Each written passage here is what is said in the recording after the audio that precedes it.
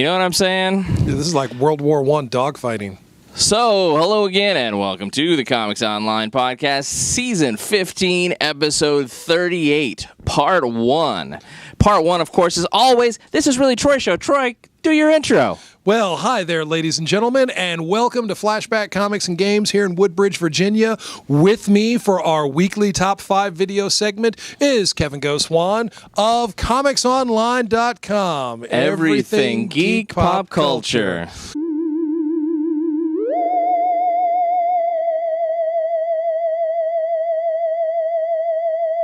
Notice how this year I'm not giving you grief about not using the word and? Well, we can break that down, language-wise, and I can tell you what I mean versus what you would mean if you said and. Well, say what you mean and mean what you say. Words to live by. Right. That's a good idea, generally speaking. So, ladies and gentlemen, here we are, and DC's convergence is over.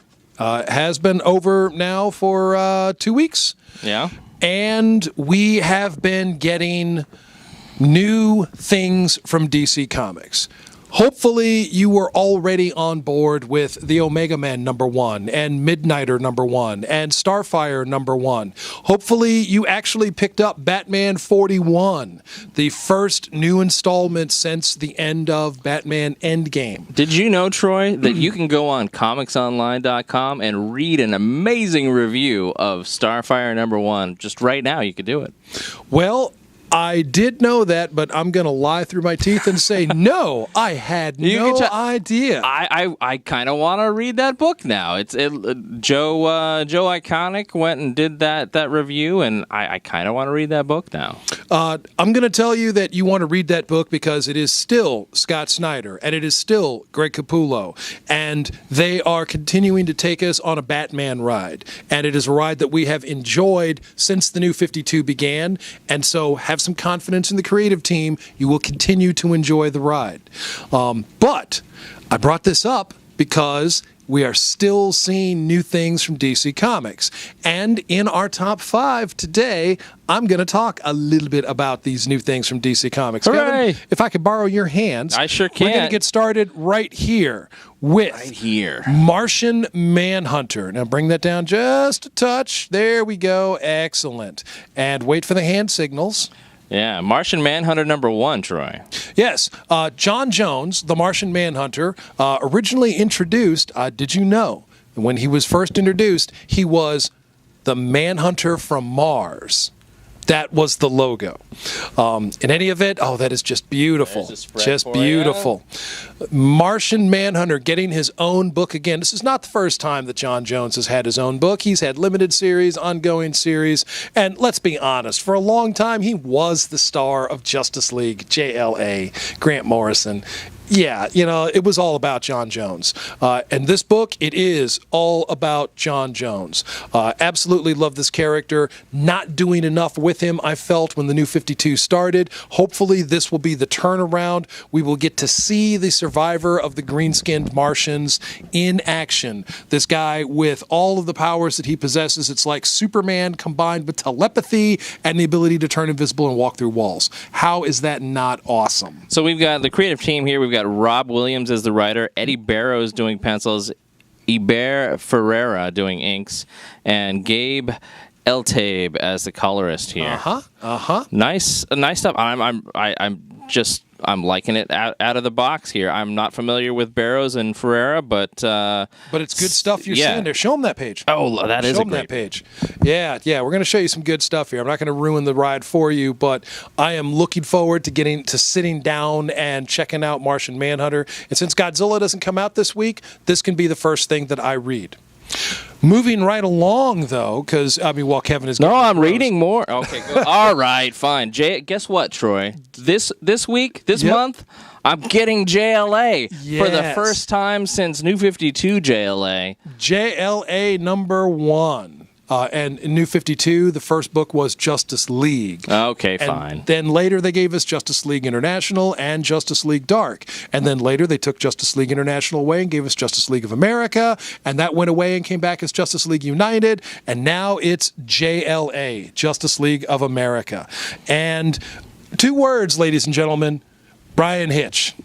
Brian Hitch doing the writing and the pencils. Yeah, Brian Hitch has obviously learned a thing or two about crafting a story that moves forward. Hopefully you were a fan of Brian Hitch's work in The Ultimates, a book he worked on with Marc Millar. Right, exactly. And I would like to believe that he had a lot to do with moving those plots. It was certainly a wonderful series. This is warming up for me to be, I see Superman, I see Aquaman, Green Lantern. I see what I need to see for the Justice League Flash and Wonder Woman right here. So we're bringing together the main, well, at least main 5 to begin with. I'm sure it'll be main 7 soon enough. But, I'm excited to read JLA again. Speaking of JLA, or speaking of the Justice League of America, as I mentioned last week, do you know who's in town? I'll give you a hint. He's bald and has been a comic writer. That doesn't tell you anything because that's... Brian Michael Bendis? Right? No. And nor is it Cullen Bunn. But the writer, do you remember back in the mid-2000 decade, Justice League of America, JLA went away and it became Justice League of America, and we got a whole new... Yes. Right? Yes. Yeah. Do you remember that writer? That was New York bestseller, Brad Metzler. Brad Meltzer. Meltzer. And he's here in town starting tomorrow. He'll be in DC, and then Thursday he'll be. So by the time this goes up, it'll be Thursday, and you can see him in Tyson's Corner. I was thinking it was last week. No, it's this week. He's crazy. He's doing his book signing, and you know what? He's such a nice guy. I'm sure he'll sign anything else you want as well. Yeah, really. I'm going to break my arm so he can sign my cast. He would probably do that. Okay. Just don't tell him you broke it, because that would creep people out. That would creep people out. Even a guy as nice as Brad Meltzer, it'll probably creep them out. Anyway, Justice League of America. I'm so glad to be reading a DC book again. I'm so glad that he's reading a DC book. A guy who runs a show called ComicsOnline.com. You would expect that he would read more comics. I read a lot of comics. It's all your fault. And lately, honestly, there's so many good independents, and like Troy will tell you any old time. And DC has just kind of fallen by the wayside since New 52. For me, I was just like, you know what, I'm done with this. But now with the new environment, bringing in the other eventualities of the DC multiverse back into play, I'm like, you know what, I'm going to try some more again. I'm actually, and Kevin, I'm going to recommend that you pick up this month's Green Arrow number 41. Okay. Begins a new story arc, begins with a new creative team. You should check that book out. Well, my managing editor, Matt Cernacker, told me that I must get Batman 41. Yeah. It was so fantastic, and so I'll have to get that as well. But you've got 2 number 1s from the going for a hat trick. And we've got a 3rd one, Dr. Fate. Dr. Fate. I was a big fan of Earth 2. James Robinson's Earth 2. Sure. And in the pages of Earth 2, we were introduced to a new wielder of the Dr. Fate legacy, a character named Khalid. This is Dr. Fate getting his own series. This is that the man wielding the helmet of Naboo, wisdom, power, and a separate personality floating around in his head. I am so looking forward to this. The artwork is highly stylized. It's a little bit different from what you might be accustomed to, but if you're a longtime Dr. Fate fan like myself, you might remember the artwork of Keith Giffen. This side. Yeah, and Keith Giffen's art was highly stylized for Dr. Fate. Keith Giffen did a very signature Dr. Fate back in the 1980s. This looks good. Paul Levitz at the writing helm. Now, I like Paul Levitz, and I've liked Paul Levitz on a lot of things, especially the Legion of Superheroes. And he was just an editor for many years, right? Well, he was a writer and an editor, and at one point, executive VP at DC Comics. I thought he had a big role. So, yeah, big role, and for Dr. Fate, big things. Now, Troy, hold on, don't be sad yet. I'm sad for you. We're just finishing off the DC triptych. Now we're moving into some of those independents that Kevin was just talking about. Yeah, and this is actually going to be my number 1 read, and then Martian Manhunter right behind it. This is the 15th, the final issue of Alex and Ada from Image Comics. Jonathan Luna's book, which I have raved about and talked about and raved about and talked about some more. This book, which is largely about the relationship between a young man named Alex and his android companion Ada, who has an artificial intelligence that's been unlocked. She's developed human emotions.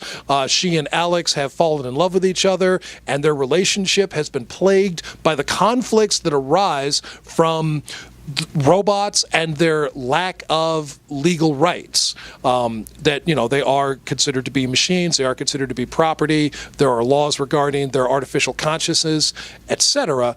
This is the final issue. Now, I said Jonathan Luna, and I need to mention the Sarah Vaughn art. This book is phenomenal. It is absolutely beautiful. No punches, no explosions, no action such as you're, accustomed to in other comics. This book is all about character development and a relationship development, and it's just been that good, honestly. Yeah. I'm reading the end. Kevin. So, this is it. Alex and Ada, it's over now. But if you hadn't been picking this book up and you would like to give it a try, there are trade paperback collections. I do have some back issues. I might even have one or two more autographed issues. But this is definitely a book you should pick up and reread in its totality. Now, my fifth and final pick is also from Image. This is the Top Cow imprint, and this is Matt Hawkins' work on Tales of Honor. This is the second series of Tales of Honor, and this book takes place between On Basilisk Station and Honor the Queen. Bred to Kill. Yes. The first was very well adapted, and David Weber actually spoke well of the book in review, said he was very pleased with the work that was done. I haven't had a chance to read anything up on this yet, but again, I have confidence in the creative team, Matt Hawkins and Linda Sajik. I have read the first 6 of the Tales of Honor novels, so I can tell you that they are really phenomenally good. If you like a touch of military science fiction, this is a series you should be checking out. And before we go there, Kevin. I'm just reading. I have a +1. Oh, all right. I have a +1. Look at that. So, in no particular order, Martian Manhunter, JLA, Dr. Fate, Alex and Ada, and Tales of Honor. And this week, we have Star Wars, the Director's Cut. Now, you've already picked up your Star Wars #1, read it, and you got all jazzed about the Jason Aaron story and the John Cassaday art. Well, let me go you one better. The Director's Cut, actually has the Jason Aaron script in the back pages, as well as black and white breakdown art pages from John Cassaday. That is phenomenal. I love to read things like the writer's script notes, the things that the artist will look at as they're drawing the pages of these books that we love so much. So I will be picking up a copy of this Director's Cut, and you should too. Hey, you wait your turn there, buddy. So there you go, Kevin. Nice. That's a good +1. I really like that. Good choosing there, Troy. So I'll put one of those in your box. Maybe. That's not a bad idea. That is such a good reintroduction of into the Star Wars universe. They've done such a great job, Jason Aaron and John Cassaday. I also strenuously recommend the Darth Vader ongoing series. I recently reread the 6 issues out so far, and that is Kieran Gillen and Salvador LaRocca. It's phenomenal. I'm not into villains, Troy. You need to check out. I don't support their books. Oh, read Darth Vader. Otherwise, I'd read more Cullen Bunn books. Wait a minute! Don't you have a complete collection of? No, I've already admitted up? that I don't. That I never read Magneto or there's some other villain book that he did, and I'm just like, I don't like villain books. Sinestro. Sinestro. There you go. Anyway, hey, well, speaking of Jason Aaron and Chris Sprouse. Yeah. So Jason Aaron. Hold that up for me there. Okay. Yeah. You're the holder there. So go ahead, though. Well, I was going to say, Jason Aaron, who did the phenomenal work on Thor, God of Thunder, and Thor, giving us the female Thor, who was revealed to, in fact, be the cancerous Jane Foster.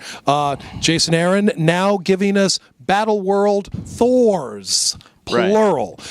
In the pages of Secret Wars, we've seen Doctor Doom's enforcers, the Thor Corps, I've kind of informally nicknamed them, where we've seen various versions of Thor, including the Destroyer with Thor's hammer, and Beta Ray Bill.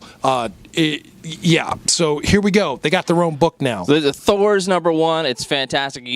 Across all of the lands, all of the different worlds that make up the patchwork planet that is Battleworld, lorded over by Doom, you have his police force that are the Thors, and these are Thors from every conceivable universe, pretty much. And they have the Thunder Frog. They have Storm, goddess of thunder. Yeah. They have Old Man Thor, and I already mentioned Beta Ray Bill and the Destroyer, and it looks like Ultimate Thor there. Right, and we've got a Thor that never made it out of the armor there remember when he was in the what's the name of the. Which the automaton? That was the Destroyer. The Destroyer. Just talking about that one. Yeah. See. Pay attention, Kevin. Pay attention. Try to keep up. Well, okay. So we're recording this as usual on Tuesday, June 16th. Tomorrow this comes out. Thor's #1 comes out on Wednesday, June 17th. If you already have Thors before you go to your local comic store, that is to say, before you come in here, show them that page. If you already have Thors, you should get some meds, because maybe some some of that try ointment or something. You have to forgive Kevin. He's Mighty Thor. I'm not. I'm Mighty Thor after trying to remember words. I'm just having a hard time of it. Okay. Go step 2, ladies and gentlemen. Step 2. Oh, by the way, spoilers. All of my books are straight out of Secret Wars, because I'm Secret Wars obsessed right now. I'm so thrilled with it. #2. Old Man Logan. Old Man Logan. Troy, what'd you think of the first one? Oh, it was great. It was phenomenal. Yeah, I loved it. It was a great kind of add-on to the original, Old Man Logan mythos that was developed a few years ago. And I admit I was jazzed. Obviously, the death of Wolverine has taken away a key character from us. So Brian Michael Bendis writing here, Andrea Sorrentino doing the artwork. There you go. And originally it was Marc Millar, right? I believe so. Doing Old Man Logan. Anyway, fantastic writing and art then, fantastic writing and art now. Yeah. So if you haven't been following all of the Secret Wars tie-ins, I would recommend taking a look at some of these, revisiting storyline greats like Old Man Logan, Inferno, Planet Hulk, Extinction Agenda, Inferno. There's so many good things. Maybe you'll be like Kevin here and you'll be getting everything. And maybe you'll be a little more selective. Troy jokes about, Kevin gets everything, or he makes crazy assertions. But I've been buying absolutely everything when it comes to these new Secret Wars or Battleworld imprinted Marvel comics, because they've been so good. Now, sure, there have been when they have 2 stories, maybe one of them will be a dud, but the other one, it's like, but that other one was so worth it, then fine. Okay, it was just half a story, but it was worth my time and worth my purchase to add that to my collection. Again. Now, this one I've been looking forward to ever since I heard the whispers. You don't even know why this is so amazing yet. Should I spoil it here? Here you go, ladies and gentlemen. Squadron Sinister. This is not Squadron Supreme. This is Squadron Sinister. And Troy, I believe you told me that the Squadron Sinister was the original. Well, yes, they were. In fact, they were introduced as villains in the pages of the Avengers. Avengers number 70. And they battled the Avengers, Hyperion, Nighthawk, the Wizard, and Dr. Spectrum. They were analogous to the DC's Justice League of America. But later, they were reintroduced, this time as heroes from a parallel universe. And they added one more member, so there were 5 of them. And that became the Squadron Supreme. And actually, that particular issue, Avengers 85, introduced more than 5 of them. Right. So altogether, we had a bunch of characters. Oh, so okay. I love Squadron Supreme, the original, the original 12-issue maxi series, as well as some of the other things that came out later. Yes. But you know what else I love, Troy? Now, that? this is the good part about Secret Wars. All right, for those of us who are at least as old as me, if not even older like Troy, we remember back in, 1984, 1985, there was this Marvel, before there was the Ultimate Universe in Marvel, Marvel said, you know what? A crack of light came out, and there was the White event, and that created that opened up superpowers into the new universe. Yes. And the new universe was just like ours, was just like, Earth Prime, if you will, the ones that you and I live in. Until that White event, in which case then it took off. And another thing that was fantastic, particularly to someone like me who's old and crotchety and says, I want my stuff, and when a year passes, I want a year passes in the comic books. Yes. In my funny books, they gotta age, darn it. That's what I say in my old man voice. And that was the deal in New Universe. Look at this page, Troy. Who's pictured on this page? Oh my, is that Mr. Magnificent from Kickers Inc.? It's Mr. Magnificent from Kickers Inc. And Jenny from the Spitfire and the Troubleshooters. Spitfire and the Troubleshooters, and Kevin, I don't remember his last name, from the original Star brand. Yeah. So that was, and that was actually 1986. Whatever. I was close. And the reason they did the new universe. Do you know why? It was Marvel's 25th anniversary as Marvel Comics, and it was, and everybody called it like Shooter's Folly. Oh, it was terrible before he did the other whole brand. But anyway, people said, oh, it was, we got 11 issues and then they dissolved it, and they did a bad job. No, they were fantastic. I mean, there were a couple of duds, but they opened up like what, 7 titles? 8 initially. Titles, and they shrank that down, and then they shrank it down to a series of connected limited series. But some of them were not that great. Like Justice was like, But Kickers Inc. was like, it had a terrible premise, but a good storyline. Like Kickers Inc. was like, oh, football people, we're going to turn them into superheroes. Really? Are you? Well, here's the thing, though, ladies and gentlemen.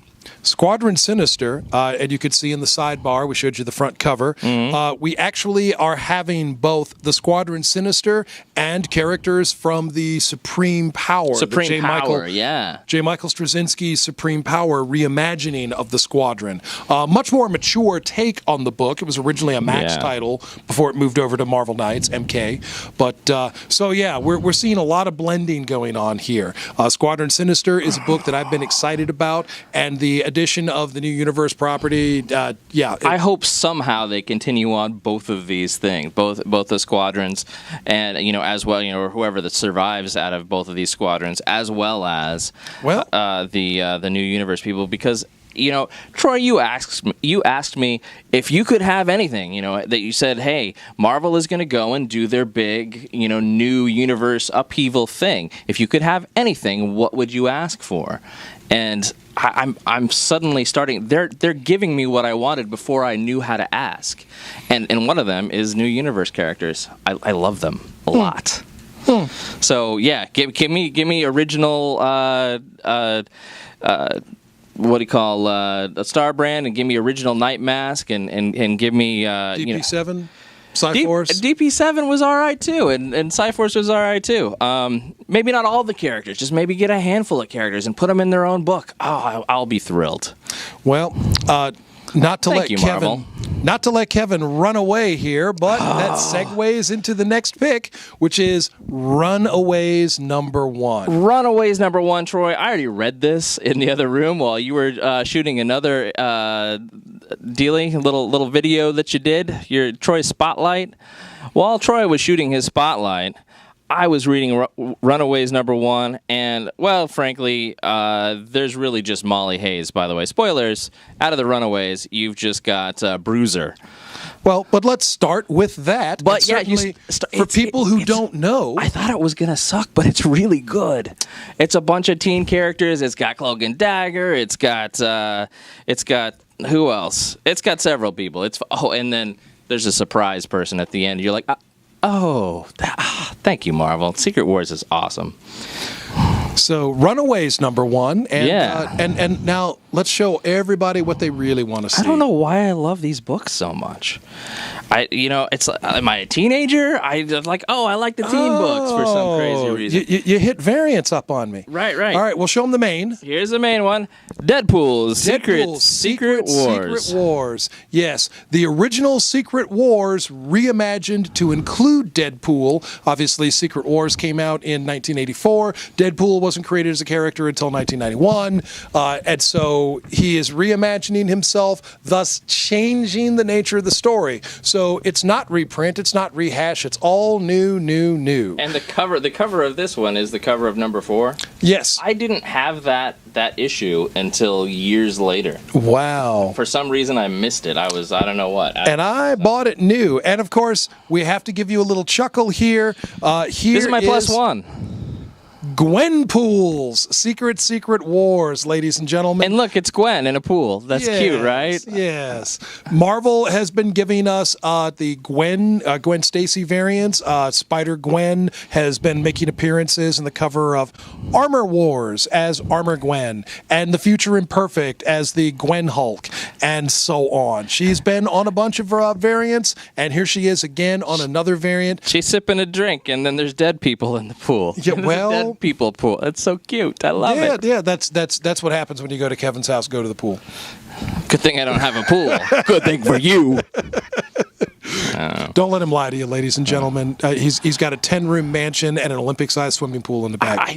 Sometimes I wish I lived in Troy's universe. You talk about all these universes you get in Secret Wars and all these aspects of the DC multiverse that are coming back together after Convergence. Mm-hmm. I want to live in Troy's version of my universe because I'm apparently a playboy, multi-billionaire philanthropist who buys 200 and something comic books a week, and I drive amazing cars. It's a different one every time, you notice. And I live in a how many room mansion? 10 rooms. 10. That's not that many rooms. 10 bedrooms?